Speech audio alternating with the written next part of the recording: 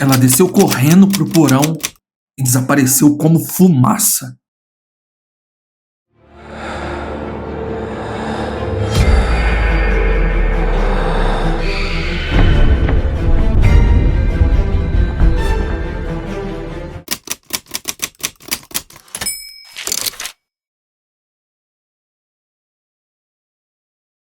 Me chamo Cristiane, tenho 55 anos e resido em uma cidade do interior de Minas.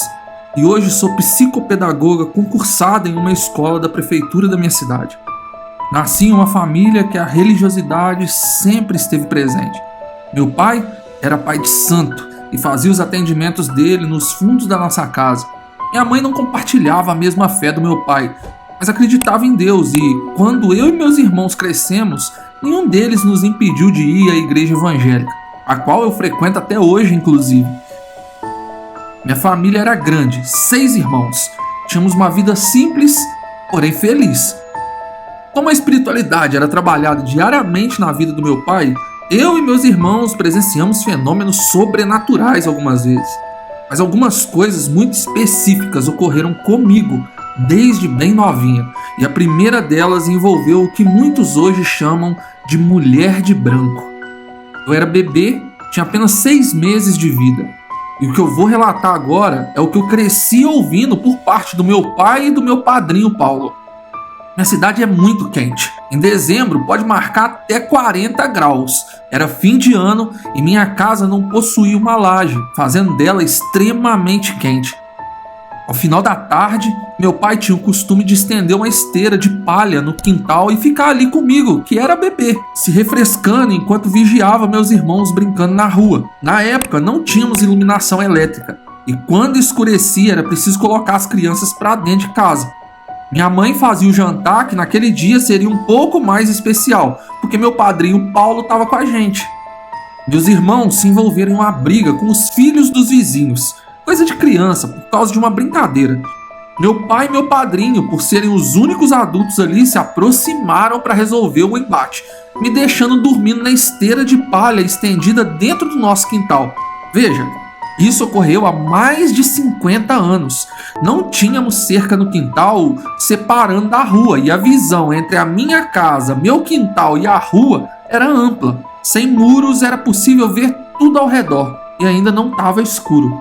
Nos fundos da minha casa tinham 2 cômodos fechados, um do lado do outro. Um deles era onde meu pai fazia os atendimentos espirituais dele e o outro era o que sempre chamamos de porão.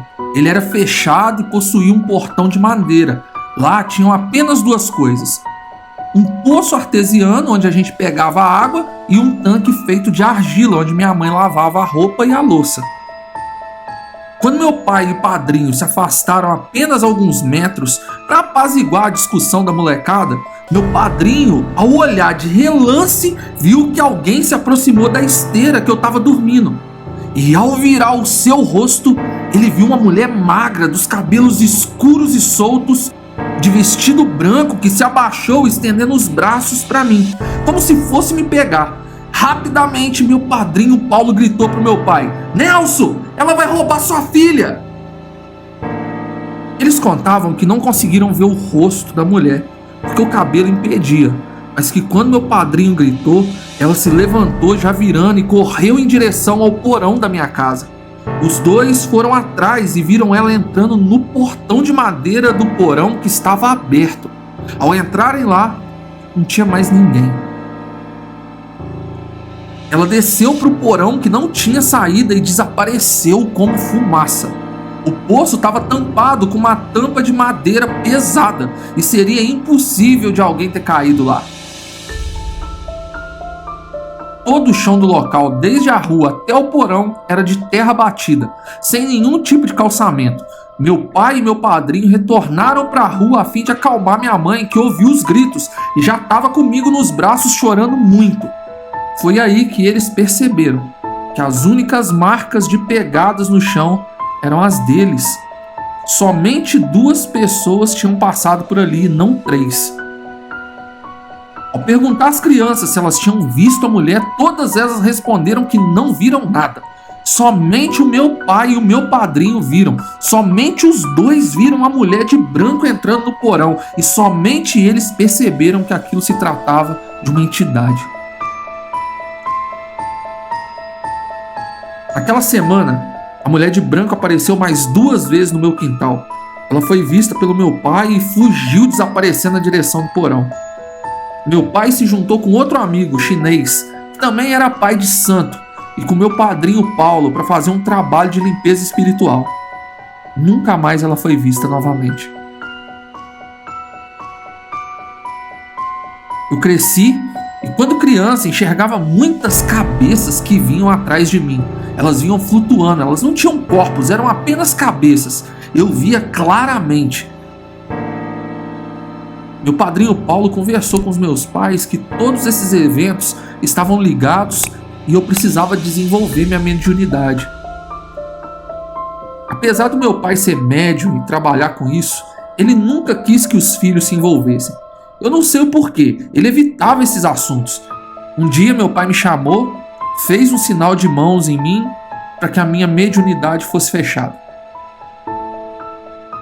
Na adolescência, eu comecei a frequentar a igreja evangélica, e é a mesma que eu tô até os dias de hoje. Eu segui minha vida e nunca mais ocorreu nenhum tipo de situação sobrenatural, até fevereiro desse ano, 2023. Como já disse, eu trabalho em uma escola pública, e agora no retorno das aulas eu estava em um dia comum de trabalho quando eu comecei a ouvir um choro, alto e sofrido. Não era choro de criança pequena, mas de adolescente.